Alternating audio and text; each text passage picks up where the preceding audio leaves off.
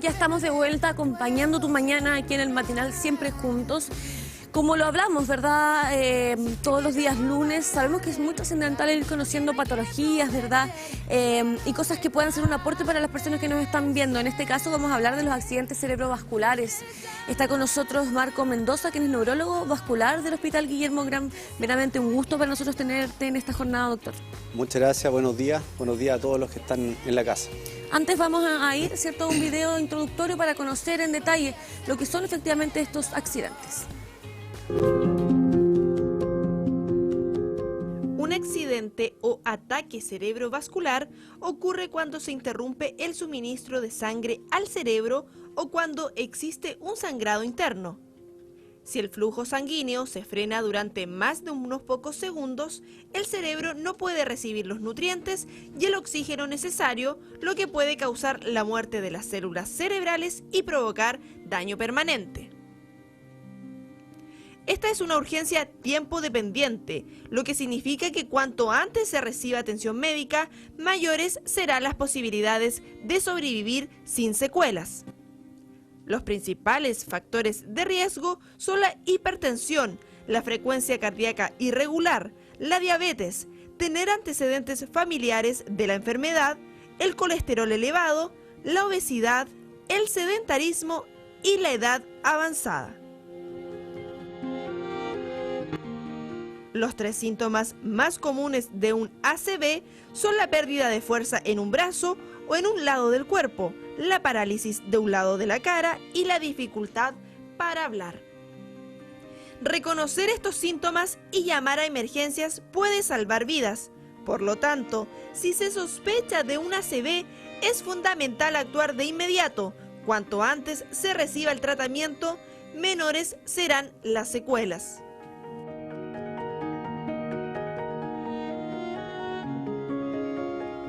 Ahí presentábamos algunas características, doctor, de lo que son los accidentes cerebrovasculares. El 29 justamente es el día oficial de poder concientizar a la gente con respecto, ¿cierto?, a estos accidentes.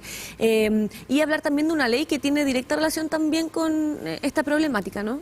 Exacto. En el mundo, desde el año 2008, que el 29 de octubre, el día de la visibilización del ataque cerebrovascular, pero acá en Chile desde el año pasado es ley, se promulgó la ley y es una forma de que toda la comunidad sepa qué es el ataque cerebrovascular, que se puede prevenir, que se puede tratar y que ya no es la enfermedad que antes todos conocían. ¿Pudiésemos conocer detalles también de las principales características que marcan este tipo de accidente? ¿Se habla efectivamente que es la muerte del cerebro propiamente tal? Claro, como decía el video, si hay dos tipos, si se obstruye la arteria, que es como una cañería, no llega sangre y por lo tanto todo el territorio, las neuronas que están después de ese flujo sanguíneo mueren y se habla de muerte cerebral, infarto cerebral o trombosis cerebral. Y a su vez, si esa arteria, las paredes se rompen, hablamos de derrame cerebral, pero la sangre igual daña y muere el tejido que está alrededor. Por lo tanto, sí podríamos decir que es muerte cerebral en ambos casos. Lamentablemente hay muchas familias que hoy nos acompañan que han tenido familiares con esta problemática, esta enfermedad. ¿Cuáles son los principales síntomas? ¿Cómo saber efectivamente si es que estamos frente a un accidente cerebrovascular? Siempre comentamos esto en la comunidad porque es más sencillo. Hay tres signos clínicos clásicos, que es la debilidad de un lado de la cara, o sea, la boca chueca, el hablar en forma traposa, enredado, y el tercer punto es la caída de un brazo o de la pierna, pero todos estos tres síntomas son de inicio súbito, eso es lo más importante. Estamos conversando y súbitamente se me cae el brazo y empiezo a hablar enredado. Si tenemos uno de estos tres, hay que acudir de inmediato al centro, en este caso el Hospital Regional o Hospital Higuera, o en las clínicas también. Sí. ¿Qué pasa? Porque mucha gente en casa, y yo también me sumo, sentimos a veces dolor de cabeza, que no comprendemos cuál es el origen. ¿Esto puede tener relación, el dolor de cabeza, relación con un probable accidente cerebrovascular? Sí, eso está bien estudiado. Habitualmente esto no da aviso. El dolor de cabeza es como muchos tienen migraña, otros tienen dolor de estómago, pero no va en relación a un ataque cerebrovascular. De hecho, menos del 20% de los infartos cerebrales dan con dolor de cabeza, a diferencia de lo que piensa la gente. Las hemorragias dan dolor de cabeza, pero son menos de los casos. Claro, ¿qué pasa, por ejemplo, en el caso de los vómitos, las convulsiones, incluso el desmayo? ¿Puede ser también síntomas anteriores a un accidente cerebrovascular? No, esto es súper importante. El ataque cerebrovascular es súbito y en el caso que es infarto, como es un tejido infartado que muere, nos genera dolor, nos genera síntomas. Muchas veces el familiar se da cuenta, están conversando y le dice, mamá, tienes la boca chueca, y empiezan a hablar enredado. Si tienen vómito, dolor de cabeza, posiblemente habla de una hemorragia intracraneana y el paciente incluso puede tener compromiso de conciencia, como dices tú. Claro. En el caso de que, por ejemplo, haya personas que nunca han sufrido dolor de cabeza y, no sé, en el cotidiano, en su hogar empieza con un dolor de cabeza del 1 al 10. Ahí, ¿qué es lo que tenemos que hacer, por ejemplo? ¿Ir efectivamente a algún centro de urgencia? ¿En qué caso deberíamos ya, obviamente, hacer algo al respecto y rápido? Eso es una muy buena pregunta porque habitualmente el dolor de cabeza asusta mucho. Sin embargo, el que comentas tú es un dolor de cabeza que nosotros llamamos cefalea ictal, que es una cefalea de rápido inicio abrupto, del 1 al 10, como comentaste, un 10 antes de un minuto. O sea, están conversando, súbitamente hay un dolor muy intenso que genera náuseas, vómito, incluso caída al suelo. Ese dolor de cabeza debe ser evaluado en el hospital más cercano, ni siquiera en un SAR, en un CEFAM, porque probablemente sea una hemorragia subaracnoidea, por ejemplo. Doctor, ¿qué pasa en el caso de que efectivamente estemos con un accidente cerebrovascular propiamente tal? Cuando llegamos a urgencia, ¿cuál es el protocolo y de qué manera ustedes diagnostican que estamos frente a esta patología? Mira, hace ya desde 2016 hay neurólogos en el hospital regional, el hospital Higuera, ambos tienen turno y hay un protocolo que se llama código ACV. Entonces, desde la persona que está en la entrada, quien categoriza en el SOME, las enfermeras que hacen el triage, hasta el médico que está de turno, saben que estos 3 signos que te comenté hacen la sospecha de un ataque cerebrovascular, por lo tanto nos llaman urgente al neurólogo que sí está de turno y en menos de 30 minutos se hace una evaluación, una imagen y si requiere tratamiento se hace el tratamiento lo antes posible. Pero está todo coordinado con un código ACV que en las clínicas y hospitales está todo conocido. ¿Quién es el equipo encargado de que este código se haga efectivo, por ejemplo? O sea, primero que todo, la parte de enfermería desde el ingreso a la urgencia. O sea, nosotros no estamos en la categorización, pero estamos físicamente en la urgencia. Por lo tanto, el personal médico, o sea, enfermería y no enfermería, muchas veces pudo haber sido la gente que nos ayuda a hacer el aseo, que detectan un paciente con una hemorragia, lo llevan muy rápido a la sala de categorización y nos llaman a nosotros. O sea, todo el personal está capacitado en eso. Ok. Luego de este protocolo que estamos conversando, ¿cuáles son los tratamientos que obviamente se van generando para poder obviamente combatir y ayudar a un paciente que está frente al ACV? Ya, mira, eso, como contamos, el video también salía, hay infartos y hemorragia. El 80% son infartos. O sea, una trombosis, un coágulo tapa la arteria. Entonces, en forma intuitiva, uno tiende a pensar que hay que tratar de sacar ese coágulo o romper el coágulo para tratar de perfundir todas las células que están a distancia. Y para eso, desde el año 2005, del año 95 en el mundo se creó la trombolisis intravenosa. Desde el 1995. Sí, pero en Chile solamente las clínicas privadas lo tenían. Imagínate que nosotros en la región desde el año 2016, 2015 recién tenemos este tratamiento. Estamos un poco atrasados, pero ya estamos a la par del mundo. ¿Y en qué consiste? Es un fármaco intravenoso que se administra en una vena periférica y eso trata de lisar el coágulo que está obstruyendo el flujo sanguíneo. Ahora, es muy importante que esto se haga en el menor tiempo posible. Se habla de 4.5 horas, por lo tanto, aparte de nosotros conversar los síntomas, tenemos que dejar claro a la gente que son 4.5 horas máximo para realizar este tratamiento endovenoso. Efectivamente existe un segundo tratamiento que es la trombectomía mecánica, que por una arteria de la ingle o por el brazo se intenta sacar por vía endovascular este trombo y al sacar el trombo uno perfunde el cerebro y probablemente va a salvar más tejido que hubiese estado tapado. Estos dos tratamientos es lo que hacemos en todo el mundo, en Santiago, así que estamos contentos de poder ofrecer eso a la comunidad de la octava región. Doctor, ¿qué pasa en el caso de que se revienten las arterias? Porque obviamente se obstruyen, eso tiene una forma de poder, ¿cierto?, ayudar, ¿cierto?, al paciente, pero en el caso de, por ejemplo, que pueda existir la posibilidad de que se revienten las arterias, ¿cuál es el protocolo a seguir? Eso está bien estudiado en el sentido que lo principal, la gran mayoría de las veces, la hipertensión arterial es lo que produce la rotura de esta arteria.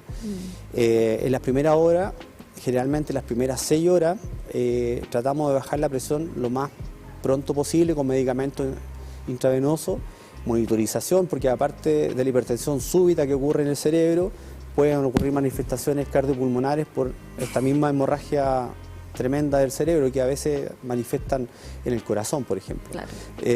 Se baja la presión, se monitoriza con línea arterial, se previenen las convulsiones, porque a veces también generan convulsiones, las hemorragias. Y se va a una unidad de tratamiento intermedio o una unidad de cuidado intensivo como la UCI. ¿Cuál es la diferencia entre el accidente cerebrovascular y el derrame cerebral? ¿Cuáles son las diferencias de cada una de estas patologías? Eso también es una muy buena pregunta. Fíjate que nosotros en neurología estamos tratando de contar o hablar más del ataque cerebrovascular más que el accidente. El accidente suena como me ocurrió porque sí. Pero el ataque cerebrovascular es una enfermedad prevenible, tratable. 4 de 5 pacientes se puede prevenir. ¿Y cómo? Tratando la hipertensión, cuidándose de la diabetes, el colesterol, dejar de fumar. Para eso existe el EMPA, por ejemplo. En la atención primaria te toman exámenes, te toman la presión. Entonces ya no es un accidente. Uno se lo busca, por lo tanto tiene que prevenirlo. Por eso hablamos de ataque cerebrovascular. Y el ataque cerebrovascular, ACV, puede ser una trombosis, infarto o una hemorragia, el derrame. Entonces el derrame, respondiendo a tu pregunta, es una subclasificación del ataque cerebrovascular. O sea, tiene relación también. Claro, es el tipo hemorrágico. Claro. El ACV hemorrágico es el derrame. Ahora, dentro de las principales consecuencias de los accidentes cerebrovasculares es la pérdida de la funcionalidad, ¿verdad? ¿Cuáles otras características denotan efectivamente lo que ocurre después o post de un accidente cerebrovascular? Mira, mucho se habla justamente de la discapacidad. No todos se mueren, la letalidad al mes son 20%, pero eso es un estudio antiguo. Nosotros probablemente con las nuevas terapias a nivel nacional, internacional, esto ha ido en franca disminución. Por lo tanto, los pacientes ya no se mueren, viven más y hay que tratar de hacerlo vivir lo mejor posible, tanto para su reinserción laboral, pero también preocuparse del tema familiar, porque esto es un cambio en la vida. El paciente al principio requiere mucha asistencia de la familia trabaja, afecta mucho la calidad de vida, salud mental, entonces hay un equipo complementario que va más allá del hospital. Nosotros hacemos la pega inicial, el diagnóstico, el tratamiento, pero luego viene el equipo de neurorehabilitación con fisiatra, terapeuta ocupacional, fonoaudiólogo, kinesiólogo, psicólogo y en el caso que se requiera se deriva a psiquiatra también. ¿Por qué? Porque hay que preocuparse global de las secuelas. Claro. Aquí podemos situar a los pacientes que quedan con secuelas y a los que no. ¿Cuáles son las características de las personas que efectivamente no quedan con secuelas? ¿Hay algo detrás? ¿Tiene relación probablemente a la hipertensión y a todo eso que hemos también ido abordando hoy día? Claro. ¿O es algo absolutamente fortuito? O sea, si tú llegas, es un ataque cerebrovascular isquémico, es un infarto cerebral, y vives acá en el centro o en Penco, por ejemplo, y llevas 2 horas de evolución, llegaste al hospital Higuera o al hospital regional, tienes más chance que te vaya bien, tanto como secuela como de mortalidad. Por lo tanto, ese paciente que quedó sin secuela, lo más probable es que fue tratado con la trombolisis intravenosa o la trombectomía mecánica, y además, aparte de hacer el tratamiento agudo de la urgencia, va a una unidad de cuidado especial en neurología que se llama UTAC, la unidad de tratamiento del ataque cerebrovascular, que eso en realidad cambió el pronóstico de los ACV en Chile, desde que empezaron a ver UTAC, que son estas unidades bien especializadas. Ahora, y siempre hablamos desde la prevención también en un programa como este. ¿De qué manera la gente que hoy día nos está viendo puede prevenir accidentes cerebrovasculares. ¿Qué pasa con la alimentación? ¿Qué pasa con los estilos de vida? ¿Con el sedentarismo, verdad? ¿Con el deporte también? ¿Cuál es la relación que tienen todos estos factores para, obviamente, poder prevenir accidentes como estos? Claro, mira, para responder un poquito más completa esa pregunta, quiero comentarles también que el ataque cerebrovascular afecta a hombres y mujeres, niños, jóvenes y adultos. Antes se creía que era una patología de gente viejita, sin embargo, se ha ido corriendo eso cada vez más. Antes de los 40 años tenemos pacientes de 22, de 18, con infartos cerebrales, sin secuelas, con secuelas. Entonces eso hace pensar que las patologías también crónicas se han ido trasladando. Ahora hay muchos jóvenes, obesos, sobrepeso, los niños, ¿cierto? Hipertensos, fuman, por lo tanto ya no es una persona adulto mayor, hipertenso, diabético, es un joven de 30 años, obeso, diabético, hipertenso, colesterol elevado, consumen droga, etc. Entonces, ¿qué podría hacer la gente? Primero, existen todos los CEFAM, los EMPA, que son medicina preventiva, te toman presión, exámenes de sangre, glucosa, colesterol. Ya partimos una vez al año bien. Si tenemos eso al día, bien. Si lo haces 2 veces al año, mejor. Cuidarse la presión arterial. La presión arterial no da síntomas hasta que ocurren los infartos al corazón o infartos cerebrales o hemorragias cerebrales. Por lo tanto, el no tener síntomas no significa que seas hipertenso. Tratar la hipertensión, tratar las arritmias cardíacas, bajar el nivel de colesterol, la glicemia, hacer deporte, y esto es un ojalá, porque habitualmente la vida está bien compleja, mucho trabajo, no tenemos mucho tiempo para darnos una caminata, pero son por lo menos, ojalá 4 veces a la semana, 45 minutos de un extra. O sea, pacientes que dicen, yo camino 4 kilómetros en mi trabajo, eso no vale, vale 2 kilómetros más probablemente. Y ojalá incluir ejercicios de fuerza muscular en todas las sesiones, que eso también es importante, incluyendo al adulto mayor que no hacen pesa, pero sí deberían hacer musculación.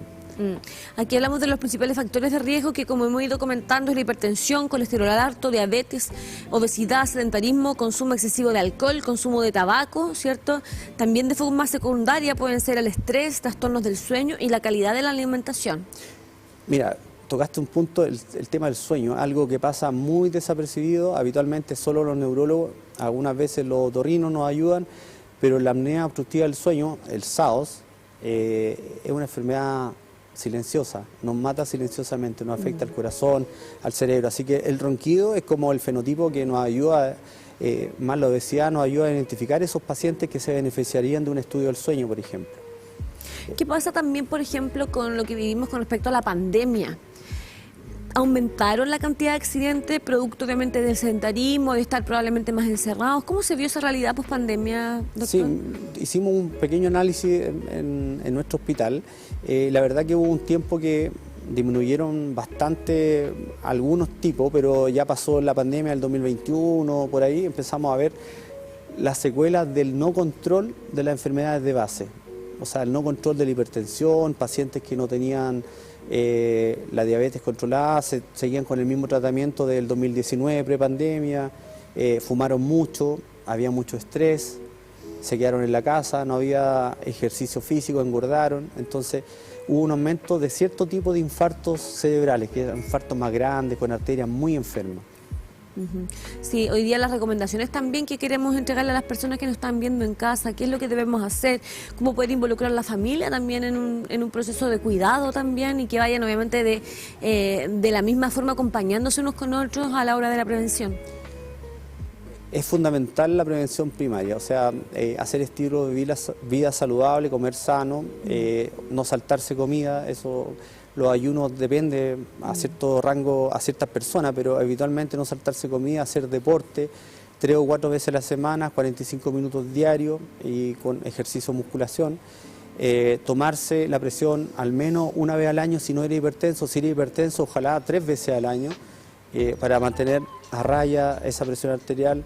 Si tienes familiares que tienen mucha carga, diabetes y colesterol, la diabetes y el colesterol, sobre todo el colesterol, puede ser familiar, por lo tanto no te va a dar síntomas hasta que tu arteria esté muy compleja. Dejar de fumar, eso es un desafío muy importante porque afecta a gran parte de la población. El consumir alcohol, siempre lo preguntan, creo que el consumo excesivo de alcohol hace mal para todo. Está permitido media copa de vino tinto, por lo tanto el consumo de licores y en exceso, la embriaguez, es lo que hace mal. Súper importante esas recomendaciones que hoy día estamos abordando aquí en el matinal. Ahora, las complicaciones a largo plazo con respecto a los accidentes cerebrovasculares, una vez que ya pasó la tormenta, ¿qué pudiese ocasionarnos quizás a la larga? Va a depender, perdón, va a depender de la lesión donde estuvo en el cerebro. Si está en el lado izquierdo, por ejemplo, el lado dominante va a tener problemas de lenguaje, entonces el problema de comunicación va a llevar a que el paciente se frustre muchas veces, le cuesta, y ahí existen estos trastornos adaptativos, el problema del estrés laboral porque le cuesta expresarse bien, viene el problema de salud mental. La discapacidad motora muchas veces se soslaya porque hay más inclusión, hay buena rehabilitación motora, hay pacientes que trabajan con un bastón, incluso en silla de ruedas, porque se reintegran a la parte laboral. El trabajo es parte de la rehabilitación, es súper importante eso. Ojalá la gente pueda volver a trabajar, porque ayuda a la memoria, ayuda a la atención, al lenguaje, al ejercicio diario de la mente. Sí, para los que somos papás y mamás, ¿es común que existan este tipo de accidentes en niños y niñas?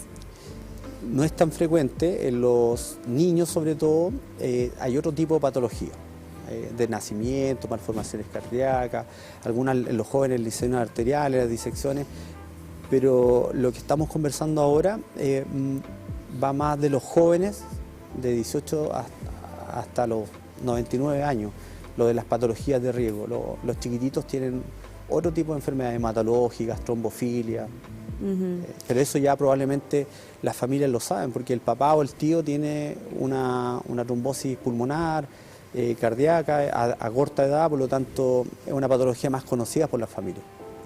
Nosotros, bueno, siempre agradecer la instancia, poder tener a distintos especialistas, en este caso del Hospital Guillermo Benavente, ¿cierto? Para que vayamos obviamente desmitificando o vayamos educando a las personas. Sabemos que a través de esa educación es que podemos incluso prevenir muchas enfermedades. Así que muchas gracias por hoy día estar con nosotros y que tengas una excelente semana también. Igualmente, saludo a todos, en especial al equipo de neurología del servicio donde trabajo yo, que hacemos un gran labor para todos los pacientes y su